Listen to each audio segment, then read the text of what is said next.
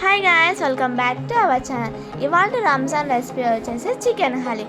ఇది చాలా healthy and tasty recipe. వీడియోని చివరి వరకు చూడండి, స్కిప్ చేయకుండా. Let's start. కుక్కర్ తీసుకొని అందులో 2 టేబుల్ స్పూన్ ఆఫ్ ఆయిల్ వేసుకొని కుక్కర్ హీట్ అయ్యాక నేను ఆల్రెడీ 1/2 kg చికెన్ తీసుకొని అందులో ఉప్పు, అల్లం వెల్లిపాయ, పసుపు వేసుకొని 1 అవర్ వరకు మ్యారినేట్ చేసి పక్కన పెట్టుకున్నాను. ఆ మ్యారినేట్ చేసిన చికెన్ని ఈ కుక్కర్లో వేసి బాగా కలుపుకోవాలి. కలుపుకున్న తర్వాత చిన్నని మంట మీద 10 minutes వరకు ఉడికించుకోవాలి.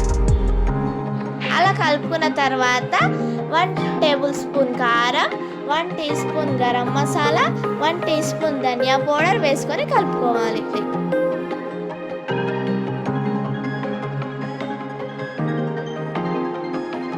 అలా కలుపుకున్న తర్వాత 1 గ్లాస్ వాటర్ పోసుకొని ఒకసారి కలుపుకొని కుక్కర్ మూత పెట్టుకొని 10 విజిల్స్ వరకు ఉడకనివ్వాలి.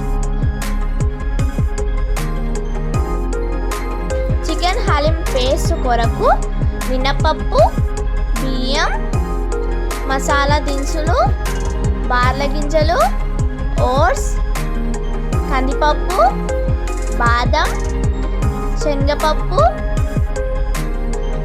ఎర్ర కందిపప్పు మరియు పెసరపప్పు తీసుకోవాలి.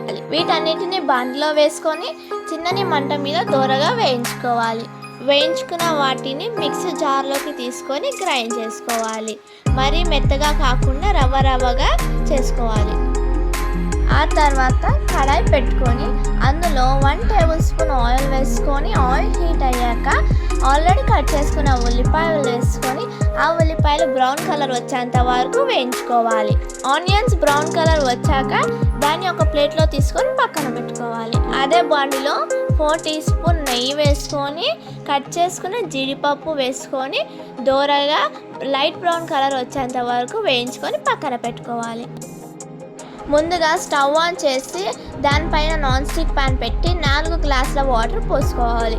వాటర్ కాస్త హీట్ అయ్యాక మనం గ్రైండ్ చేసిన పొడిని అందులో వేసుకొని బాగా మిక్స్ చేసుకోవాలి. పొడి వేసుకున్న తర్వాత ఉండలు లేకుండా కలుపుకోవాలి. అలాగే 1 టీ స్పూన్ ఉప్మా రవ్వ ఇంకా పచ్చిమిరపకాయలు వేసుకొని కలుపుకోవాలి. తర్వాత రుచికి సరిపడా సాల్ట్ వేసుకొని కలుపుకోవాలి. 10 నిమిషాల వరకు ఆ మసాలా పేస్ట్ని ఉడికించుకోవాలి. మసాలా పేస్ట్లోకి చికెన్ గ్రేవీ వేసుకొని కలుపుకోవాలి.